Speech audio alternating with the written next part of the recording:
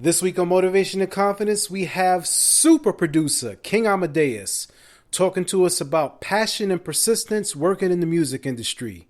Are you pursuing your dreams? Stay tuned. All right, everybody worldwide, you're now tuned into Motivation and Confidence, where we help you do your daily best. And I'm your host, Tom Danger. Thank you so much for tuning in to Motivation and Confidence. Hit the like button, leave a comment, subscribe. Tell us what you like, what you don't like. Give us some ideas of some topics that you'd like for us to talk about. And if you have some guests that you'd like to feature on the show, shoot me a DM, Instagram, Tom Danger, Twitter, Tom Dange, or you can email me, tommydanger@gmail.com. And if you are a small business and you'd like for us to feature your product on the show and be a sponsor, you can email us as well. I have a list of questions here, and I just want to first commend you on your grind because I did a little bit of homework. I heard about Young M.A. and the recent thing with Chris Brown and all the stuff you did with Trey Songz. But besides that, your list or your body of work in the past 10 years is just so crazy. Like, I don't even know where to begin, bro. Like, you had thank you. 60 to 80 different, Crazy. mega joints up there right now. You know what I'm saying? You, brother. Yes, sir. It really speaks to your passion of what you do. You know what I mean? Absolutely. And thank you for acknowledging that, man. No problem, bro. For you to even have that interview still and that be 10 years ago, man, it's definitely been a long journey of both ups and downs. You know what I'm saying? From the business side of things and, you know me 10 years ago to, the personal side, you know what I mean? So, it's all about remaining focused. Obviously I'm doing something that I love and I'm extremely passionate about. It drives me and motivates me every single day. My kids motivate me and drive me every single day. So I'm just blessed to be able to continue to do so. And people like yourself that acknowledge me and the fans and the artists that I work with, man, it's like I said, it's a blessing. I don't take it lightly, and I'm glad that we're on 10 years late. I'm still, I'm glad that I'm still even here, man. Alive, healthy, well, still making it happen because there's a lot of competition out there. There's a lot of things has changed, things has evolved, and to still be here and still be relevant is a blessing. Yeah, and one of the questions that I had was, when you look at social media and the direction that music is going, a lot of producers are on Instagram, they're on Twitter and so forth, and they send out bundles of beats and they have click funnels and they do all this fancy stuff. But I don't see you out there like that. Like, your online social media promotes more of a lifestyle than the music, right? And you're always promoting positivity and for motivational purposes only. Where did that come from? Because you're not like the guy screaming with the big ego and I need to have my 4 bottles of champagne in the room and incense burning when I go to record. So break that down for us. It's focus, man. It's focus. It's, as a total, I've been doing this for 18 years, man. So I was rocking when there wasn't any computers. It wasn't online. It wasn't internet. It wasn't social media. So everything was face to face, hand to hand, so you got to be able to transition. And I made the transition. It was difficult. I remember not even wanting to get on social media. Like my boy, I never forget it. My boy, Steve Styles was like, yo, you need to get on Twitter. No, I think, was it Twitter? It was either Twitter or Instagram. I think I was on Twitter already. Right. And he was telling me I need to get on Instagram. And I'm like, why? And this is years ago. And I'm like, why? I'm like, from what I'm seeing, Instagram is like, pictures and, women halfway naked. And I'm like, man, I ain't never had no problems. I ain't gonna come this far. I had no problems, man. I'm faithful. I ain't with the nonsense, man. I'm focused. So he's like, nah, but it's just like, a different world is, opportunity for you to connect with your fans. And I'm like, what fans, man? I'm a producer. I'm not an artist. I'm not no artist. I'm not, no one famous. And he's like, dude, you got fans that listen to your music, that loves what you've done creatively, production wise, that you'll connect with. And, I listen to him and I'm like, wow, a lot of opportunities have come through social media. And I'm just glad I was, stubborn and just, allowed him to convince me to do it. But that's just me. And I feel like it's a platform, to express yourself. It's a platform to be seen and heard, obviously.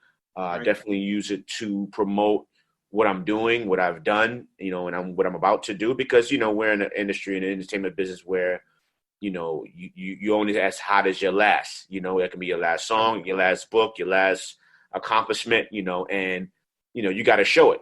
So sometimes people can look at it as a negative and say, oh, Amadeus is showing off and he's doing this, and it's like, nah, I really have to show the world and show my colleagues what I'm doing, because that's what somewhat makes me hot, or makes me an attraction, to draw more opportunities, Now the positive thing, that's just me, man. You've known me for a long time. Yeah. It's just who I am. And I just feel like, it's my calling in regards to using my platform, using the eyes and the ears that's on me, and just speaking life into them, and just speaking, positivity and love and support.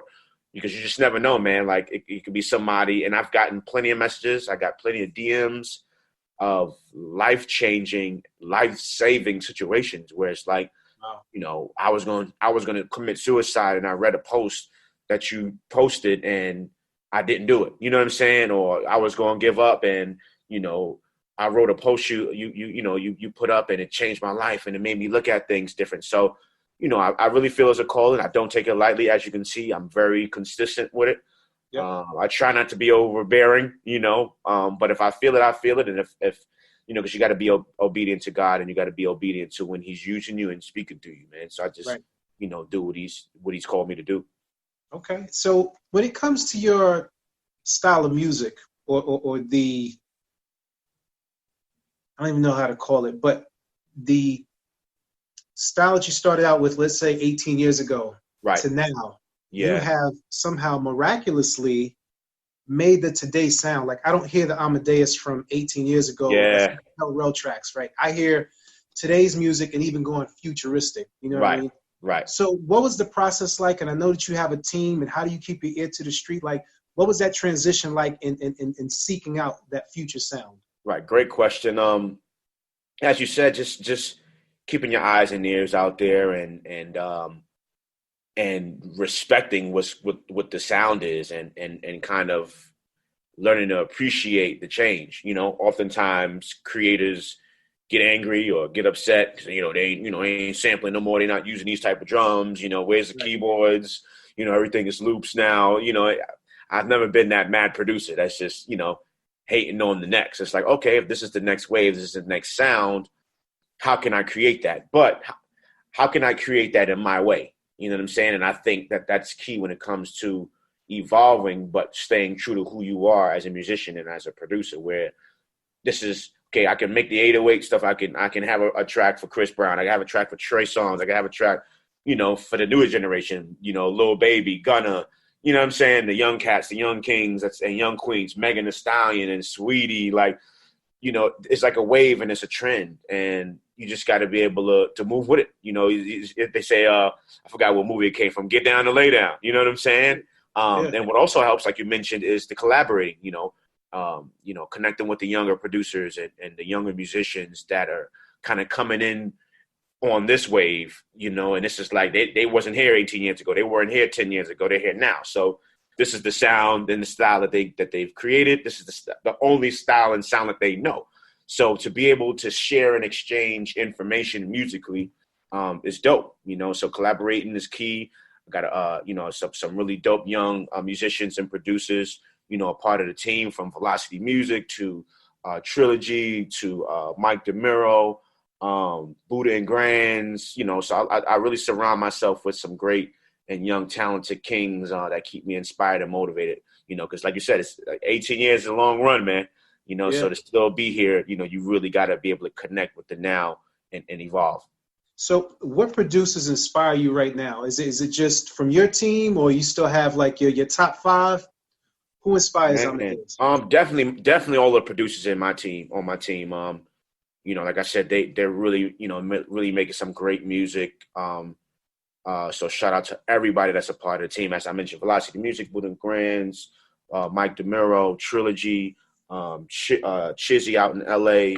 Who am I missing? Prince Maestro. I got a deep squad, man. Who am I missing? Am I missing anybody else? Ricky Belfort. But those, that's my team. Right. So shout out to them. But man, there's so many dope, and I don't know all the youngins, I think that I kind of hear, their tags at the beginning.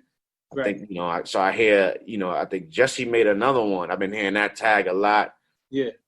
Wheezy out of here. So I think his name is Wheezy, the producer. Of course, Murder on the Beach is doing this thing. So it's a lot of, a lot. And these are young, the youngins that I'm calling out. You know what I mean? And there's still, some OGs that are still putting it down. Swiss, Just Blaze, made a monster on Rick Ross. OG Bank, Bank Dog, one of my favorites. So it's a lot of great music out right now, man. Okay, so explain to us the first time you hit the stage playing live with Trey Songz. And what was that feeling like?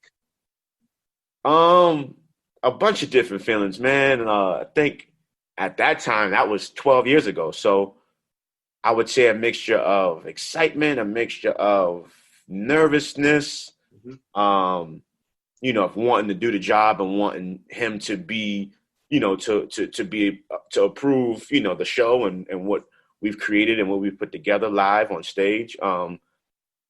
Just wanting to deliver, I would say those are all of the different emotions that I felt. And, like I said, 12 years ago, when I think his first album was out and he was getting ready to put out, what album? It was Trey Day, I think. So it's like, it was dope. I'm not really thinking about it right now. Like, It was really dope because he's never had a band before. I'd never been a music director. I never put a band together. I played drums all my life, church, school. Right. But it's a different beast. You know what I'm saying? And we were both new to it. And I think that's what made it magic because we were both new to it. So we were both able to grow in it together, make our mistakes, learn our lessons. And, at the beginning, man, we on one tour bus, everybody, the whole team, him, security, band, management, sharing hotel rooms, me and my band members, so we went through the trenches playing in clubs where it's like 100 people, most majority of people talking, and drinking, ain't listening to nothing that's going on. Yeah. You barely could fit all of the equipment on stage.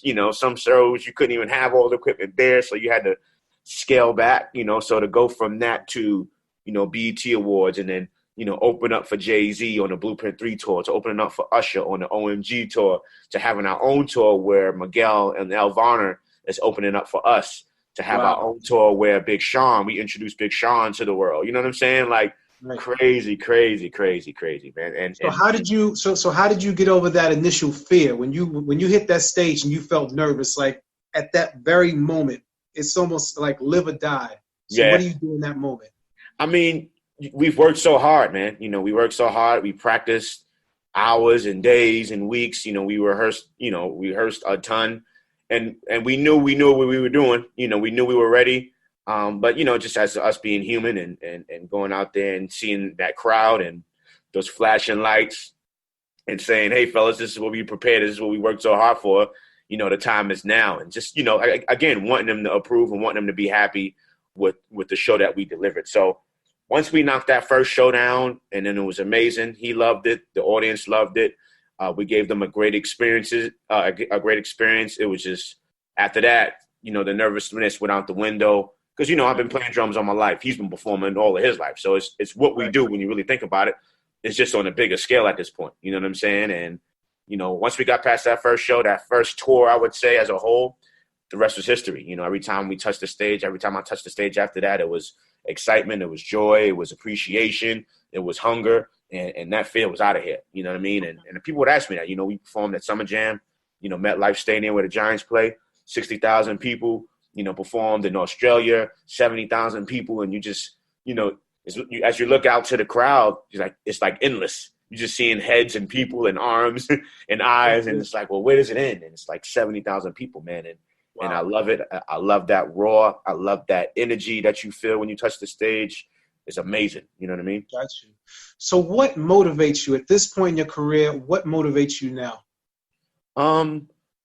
Again, my kids, my family. When I first started 18 years ago, I didn't know it was a career. I just was a young kid that loved music, loved creating music. I enjoyed it. And that's all I wanted to do. I didn't know that it can turn into a career. I didn't know it could become a business for me. I didn't know it could become a thing where I can eat and provide and take care of myself and my family. So that's motivation. And being interviewed by amazing people like yourself that just show love and support me in what I've done throughout the years is motivating to me. The fans, of course, that love the music I've created or love the shows, when we tour the world. Just the fact that music that I've created in my living room, music that I've created in my house, you know what I'm saying, is all around the world from, here to Japan to Australia. And, it's just amazing how big music really is. And I've learned that touring. So I was glad I was able to get out there on the road and tour. But, I would definitely say all of those different things are motivating to me. And just life in general, the fact that I have breath, a new opportunity to wake up each and every single day, again, to do what I love to do, is a blessing. So I want to take advantage of that time.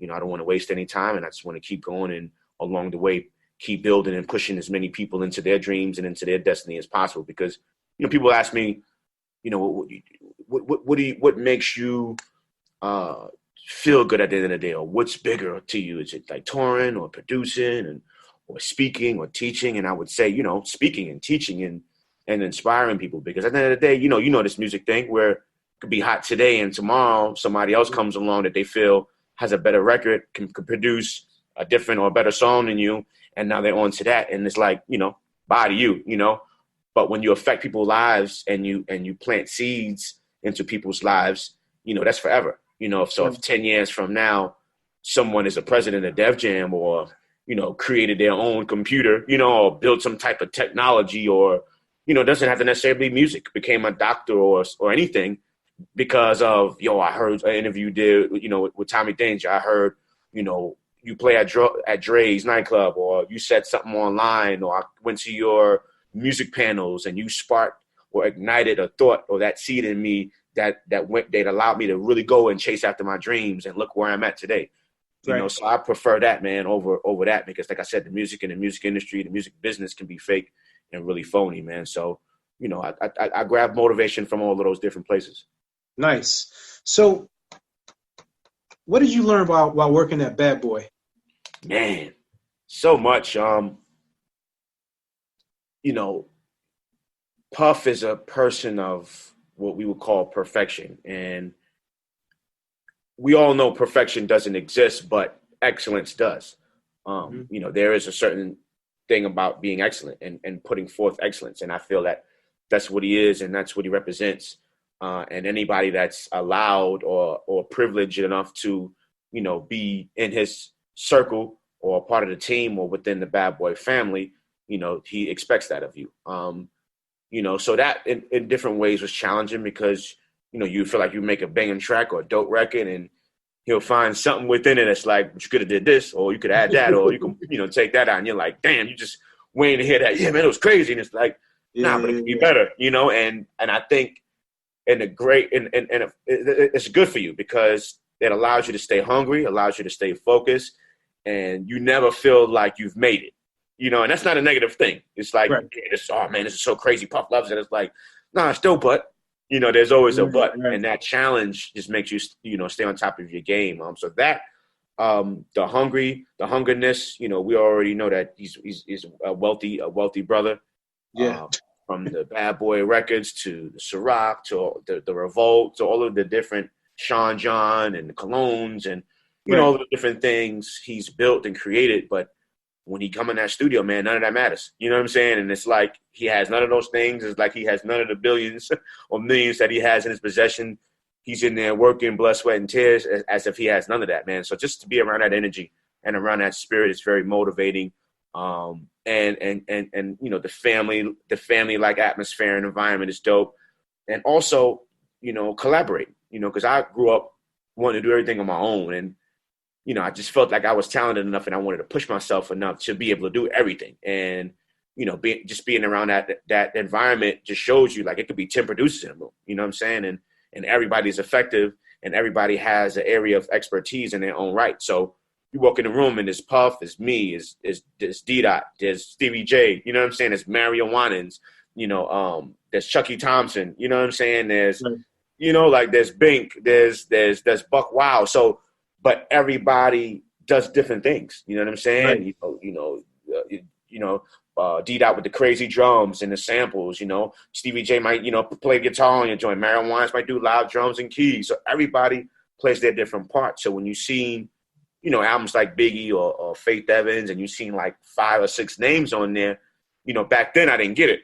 But, becoming a part of the Bad Boy Hitman team, I got it the moment I stepped in there, because it's like, okay, everybody adds, seasonings to this dish.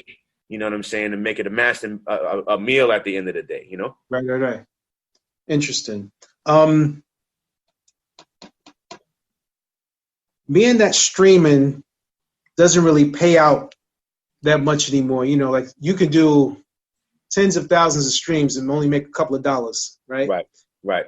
How do you see artists and producers being able to secure the bag now that streaming is not the way to go? I mean, there's so many different opportunities that are here now that wasn't there, obviously, when I started. Again, the fact that online exists, like, sky's the limit. From producers, selling their music online. And I'm not a big fan of the whole leasing thing, but at the end of the day, it is an opportunity for producers to make money in the hustle, so I definitely don't knock it. So that it's just so much more you can do now that allows you to make money that wasn't here before. So even though the streaming, like as you mentioned, you can have thousands and thousands of streams and it only generate a certain amount of money, there's still so many things, especially artists. Right. Between the shows, and the endorsements, and the walkthroughs, the club hostings, it's so many different ways. It's really us, the singer, songwriter, musician, producers, that I would say have it not as good as the artist, because there's not that many ways for us to really make money besides getting points. But you've managed to basically present yourself to the world as an artist without being an artist. Right. No, you I have agree. Endorsement deals. Like what you've done with your career is amazing, because it's not what the typical producer would do. Right. I see you got the Bel Air thing going. Like you always have something else popping out the woodworks. Like every couple of months, It's like, now I'm doing this. Now I'm doing this. And I'm glad you mentioned that, man, because it's like, I think besides the fact that is what I love to do, and I love creating partnerships and doing new things and challenging myself to do new things, but it's kind of one of the reasons why I have to do so much. You know what I'm saying? When you mention it in regards to not making as much money as we used to make, as producers. So me producing, me touring with Trey Songz, me having a residency at Dre's, like you said, me having being a brand ambassador for Sovereign Brands, which includes Bel Air and Bumbu, and teaching and doing college tours. And, it's like you said, I'm all over the place. And at the end of the day, it's necessary because nothing is really consistent. As a producer, it's a blessing if you can get 10 records out, a year. If that is, at times where I've gotten 10, 15 records out a year, there's times where I've gotten 1 or 2. Okay, so let's brag for a little bit. How many records do you have out right now? Man, I think so. This year, we did 8 on Young and May. Right. What else is out right here? I'm actually on my computer so I can see. You got Chris Brown. Yeah, right. See, I got me forgetting. 1 on Indigo. So 8 on Young and May, 1 on Indigo. Hold on, let me pull up my I got my because I'm getting old, man. I'm getting old. And you can still see me, right? Yeah, you good. Okay, so 8 on Young and May, 1 on Chris Brown, Indigo album called Take a Risk, Agnes Mo featuring Chris Brown called Overdose. It's some unreleased stuff. An artist named Jake Miller. I got a Lil Mo featuring Wiz Khalifa record, and you heard it first here. Never really even talked about it. Yeah. So that a lot of stuff in the pipeline. Fatboy SSE. Who else? Is a real dope artist overseas from Ireland named Sia Babes, independent artist that I'm working on right now too. So yeah, man, just getting in where I fit in. I got a few things in the pipeline. Hopefully it comes together, because that's another thing as a producer where you can work on records and you can work on songs, and it might not make the project, so it might not make the album, or the album might not really be released to the following year. Like I've been working with Young M.A for about 2 years now. Wow. And what's dope about it is she said, she took her time.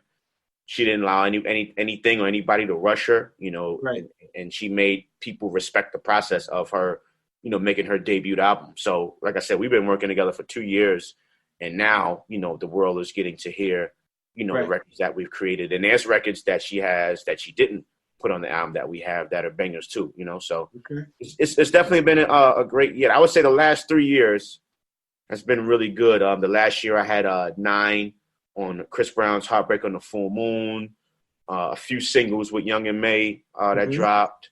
So man, just keeping busy, man. Just keeping busy. Okay. So being that you're always all over the place, touring and producing, what is your peaceful place? Where do you go for your place of solitude? Home. Yeah. No, and I know people say this phrase all the time. There's no place like home, but I love being home.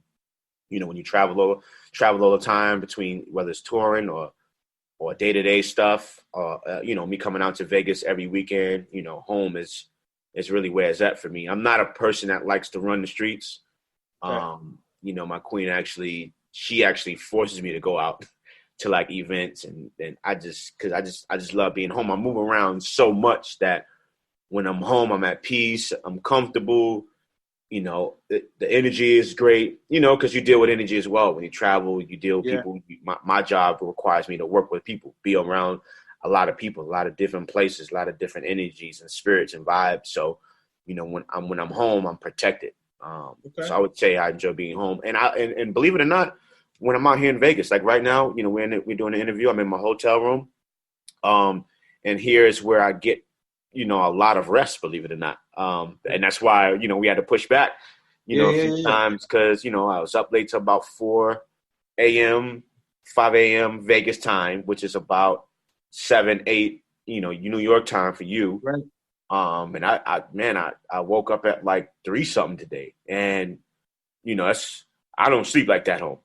A lot of work, a lot of movement for me last week. So I was exhausted, man. So I really get some good rest. And the dope part is, I don't perform out here at the club till 12:30 in the morning. Okay. And I only play for an hour and a half. So all day, I have all day to myself, and Nice. I don't gamble. I don't really go out, I just really relax and chill and get some work done and just, be at peace. Okay. So who are you following on social media? Like your top 5 people that you follow on social media? It's funny you ask because I'm definitely following 7,500 people. And I'm like, why and how? Like, why am I following 70? And the answer to that is because I'm a cool guy. Like, if you come up to me and say, hey, Amadeus, I'm a fan and appreciate your work, or I love what you're doing, can you follow me back? I'm like, cool. You know what I'm saying? And then now I'm to the point where, because I think they capped you at 7,500. So when I go to follow people, it doesn't let me follow people. So I'll be having to go. And if I need to follow someone that I really want to connect with or that, it's really important, I got to go find somebody to unfollow. Wow. So top 5, let me see. That's a great question. Probably would have to be because Chris Brown is really, really vocal in there, and he shows a lot of what he does, which I think is really entertaining and dope to witness. So I would say him. Okay. I would say Al Sharpton. Okay. Following Rev, just to see the amazing work that he does in the community with the civil rights movement and, the National Action Network and all of that he does. So I'd say him. Kind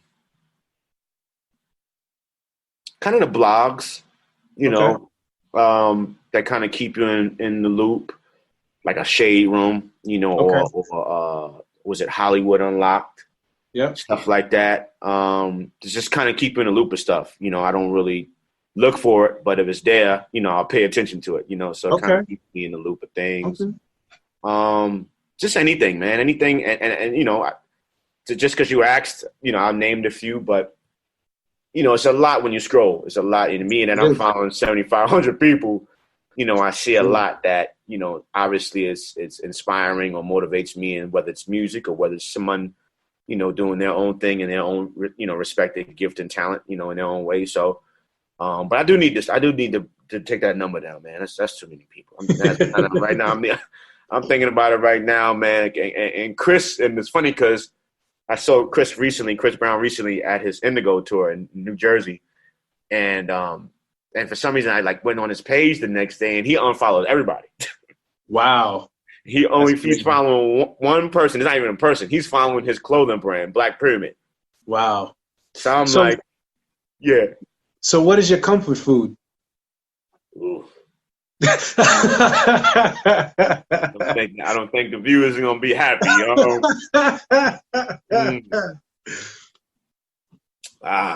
So you're away from home and you've had a rough day and you're like, man, I just got to get something that's gonna make me feel right before I hit the bed. What is that go-to item? 9 times out of 10 is chicken tenders and fries, bro.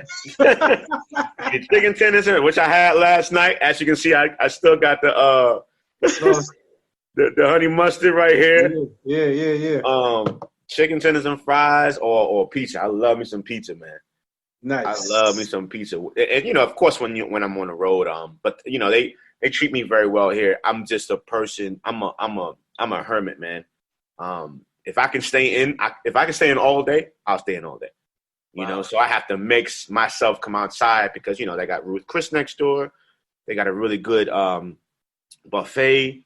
Across the street at Caesars that I go to, unlimited crab legs and slow legs and what?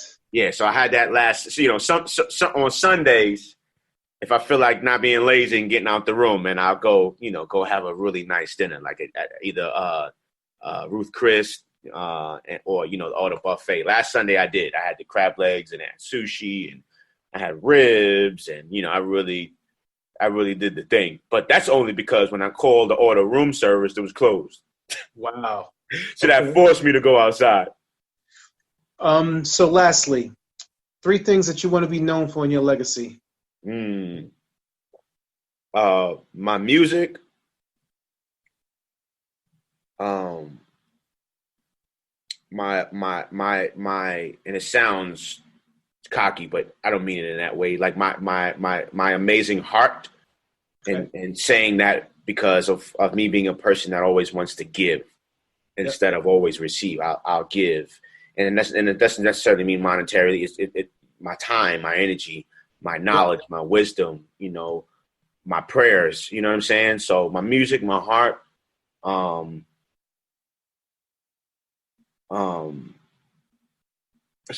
really like this question. Music, my heart. Wow. So good. It's like that good, like really got you thinking, man. Yo, what do I want to be known for? Wow. Music, my heart. And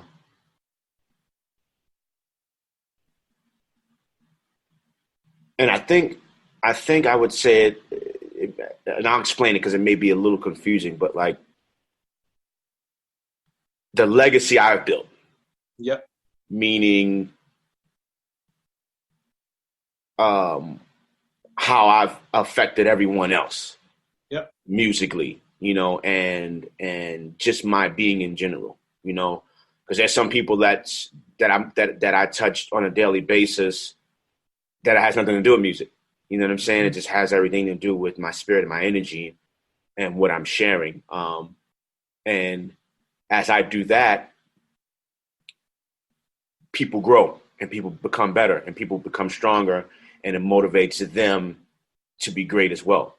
Mm-hmm. You know what I mean? So I would have to, I don't know if it makes sense to you. Hopefully it does. It does. But yeah, so I think those would be the my 3. Because I mean, I was just explaining this to my wife earlier. I still do the rapping thing, and I do the blogging thing, and I do like this little T-shirt business and consulting business, all those things to sort of generate income. But what we're doing right here, I feel as if this is my service to people.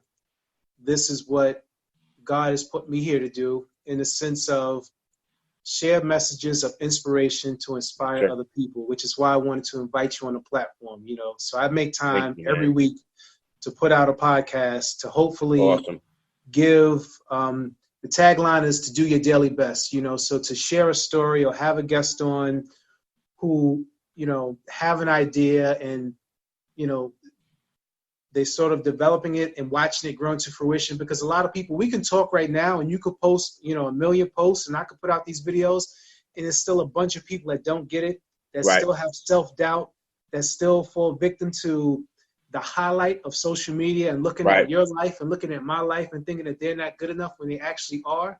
So we have to continually pull out these positive messages to uplift people. So I totally get what you're saying, bro. Yes, sir. And I commend you on that, man. I commend you on, you know, what you're doing, what you've built, what you've created, and the fact that you're still doing it, man. Like we've, you know, that's crazy, man. That was 10 years ago. Like you gotta, I don't even know if you can play a clip, you know, in the interview we got there here and now, just to show people like absolutely how far we go back and how far we've both come. You know what I'm saying, and where we are now in life.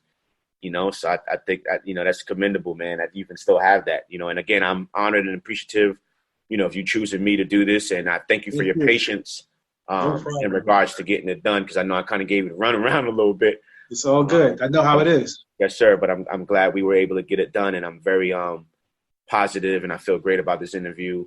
That it'll, you know, definitely be a blessing, you know, to people that view it and check it out, and hopefully be informative. And if you have like any videos or songs that you just want me to post in a blog, like just shoot it to me and I'll put it up. Like that's not a problem. You know what I'm saying? Okay, done deal.